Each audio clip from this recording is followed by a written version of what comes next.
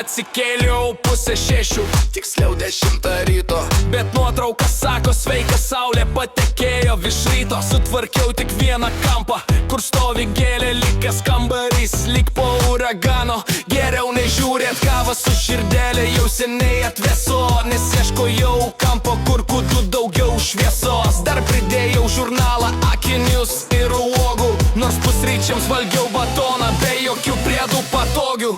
Instagram, filtras Paris ar Lagos, čia visų gyvenimai lyg iš mado žurnalo vagos. Širdelė rašyk myliu, Deivė nerealų, nors už ekrano sėdim su chalatu senu ir skylėtu.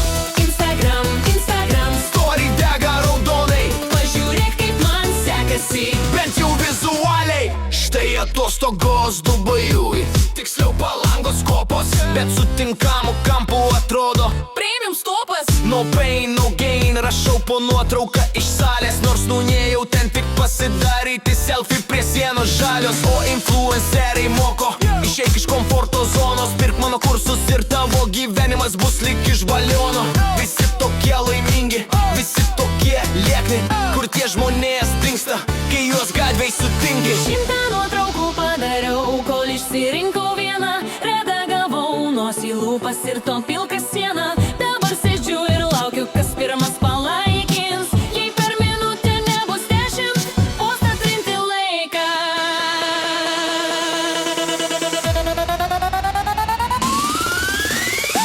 Instagram, Filtras Paris ar Lagos, čia visų gyvenimai lyg iš mado žurnalo gos. Pausk širdelę, rašyk myliu, Deivė nerealų, nors už ekrano sėdim su chalatu senu ir skylėtu.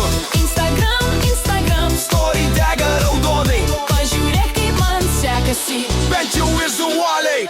Mano baterija 5%, jo feedas idealus. Rytoj vėl vaidinsiu, kad mano rytas nuostabus. Tagas lifestyle, no filter meluoju.